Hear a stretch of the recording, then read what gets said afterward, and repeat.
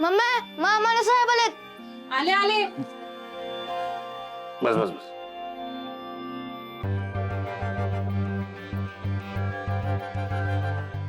आलात फिरून. आता फिरून येऊन भारी वाटत असेल ना. बस मी पाणी आणते. तुम्ही मामाला घेऊन फिरायला गेला होता. कुठे गेला होता तुम्ही?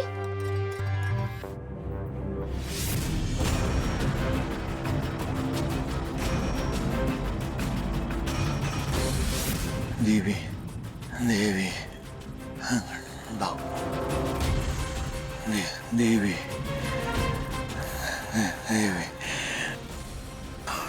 डॉक्टर ह्यांना काय होतंय? ए तू जा, गरज देऊ नको. देवी देवी डॉक्टर डॉक्टर देवी. अहो हे आधी तर फक्त देवी देवी बोलायचे, आता डॉक्टर डॉक्टर काय म्हणतात? देवी डॉक्टर हे डॉक्टर नेमके कोण आहेत? असं का बडबडतायत? घरात होती ना इतके दिवस, तोपर्यंत काहीच नाही बोलले. आता तुम्ही बाहेर ना आले तर असं बडबडतायत. वैद्य काका म्हटले त्याप्रमाणे यांना काय आठवत असेल का? हे पाण्याच्या टाकीजवळ गेल्यापासून असं ते म्हणायला लागलाय. देवी डॉक्टर काय माहिती त्याच्या मनात काय आहे. अहो मग इथं चांगली गोष्ट आहे की त्यांना आठवतंय. माझं तरी लवकर बरं होतील. कधी कधी बरं होईल? कधी याला सगळं आठवेल? कधी हा सगळं मला सांगायचा? कधी चिमणीला शोधायचो? कधी आर्याचा तपास लागायचा? देवी डॉक्टर देवी देवी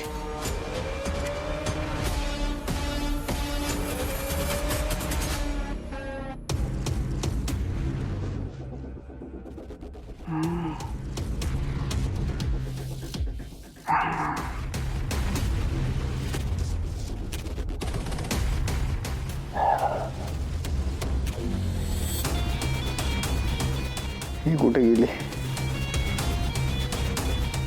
बरं, सकाळी उठल्या उठल्या तिचा चेहरा बघावा लागत नाहीये.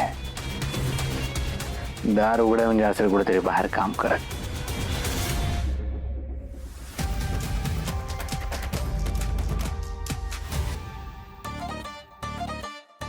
काय चहा मिळतोय का नाही माझ्या मड्यावर? का जाऊ गावात मागायला? मागा हा मागा. काय बोलले का? म्हणलं का मागा फुलत इकडे चहा दिल ती, वरडू नका. आता ओरडू नका. धर धर धर. हे घे. तुला चहा देऊ का र? काय र? अरे काय हुडकतोयस तू? काय पाहिजे का? नाही काय नाही. काय र? लालीला बरं नाही? अजून उठली नाही ते? बरं नाही का तिला? अगं मी जेव्हा रूम मध्ये आवरत होतो तेव्हा नव्हती ती. महाग असेल ती, दार काढत असेल नाही तर कपडे धुत असेल. हाय का आता? अरे आता मागच होते मी, समजे कपडे धुवून आली की मी. गेली कुठं मग? या बाई झाली परत तिची नाटकं सुरू. हा, नवऱ्याला सांगायचं नाही, घरातल्या मोठ्या माणसांना सांगायचं नाही, गणा गणा गणा गावात फिरत राहायचं आणि गोष्टी अंगावर आल्यावर रडायचं, बोंबलायचं आणि भोगायचं सगळ्या घरानं. अरे पण असं कसं गेली? मला वाटलं खुलीत झोपली असेल, उठली नसेल. ज्याचं करावं भलं तो म्हणतो आपलंच खरं. चांगलं लोढणं गळ्यातनं काढत होतो, त्यासाठी पार वकील बी घेऊन आलो इथं. पण याला लय पुळका, संसार करायचा आहे ना. मग आता भोगा कर्माची फळ. बघा, नाहीतर ह्याने लुबडलेलं गटुळ घेऊन गेली असेल पळून. ह्याला बी तसंच पाहिजे.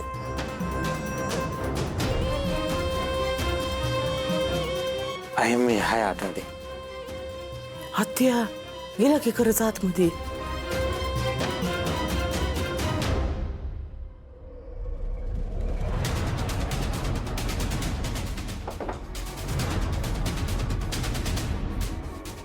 बॅग तर इथंच आहे.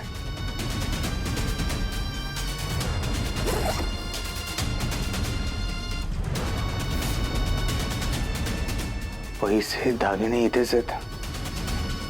अगं ही लाली गेली कुठे? आता कुठला डाव टाकते ही?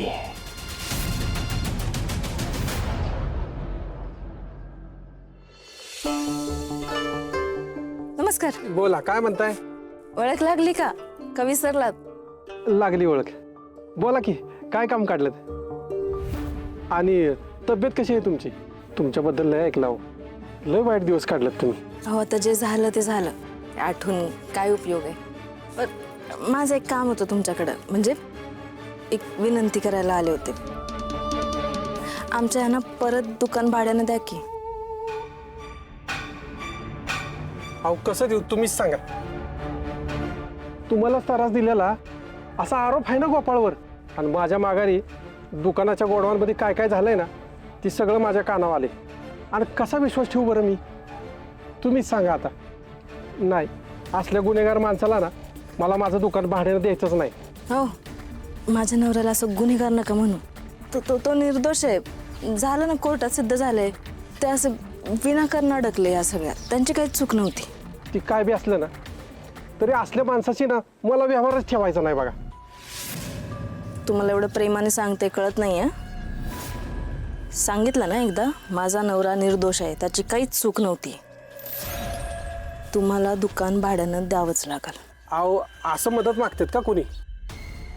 तुम्हा बायकांचं ना मला हीच कळत नाही. हे असल्या माणसांना पाठीशी कसं घालू शकता तुम्ही? तो तुमचा प्रश्न आहे म्हणा, पण मला अशा गुन्हेगार माणसाला माझा गाळात द्यायचाच नाही भाड्याने.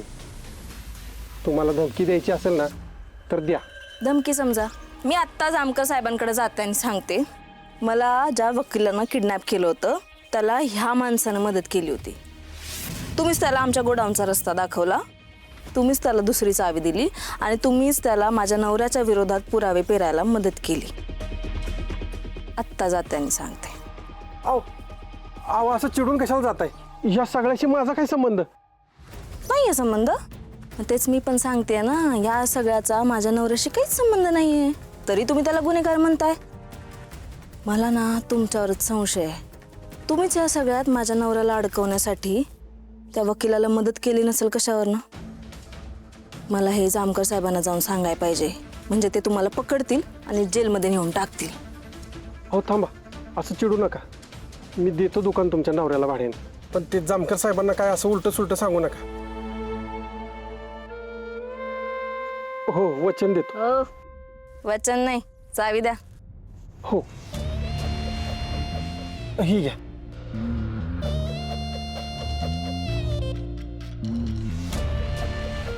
तुम्ही माझ्या विनंतीला मान देऊन तुमचं दुकान परत आम्हाला भाड्यानं दिलं. लय उपकार झाले तुमचे. थँक्यू बरं का. येते.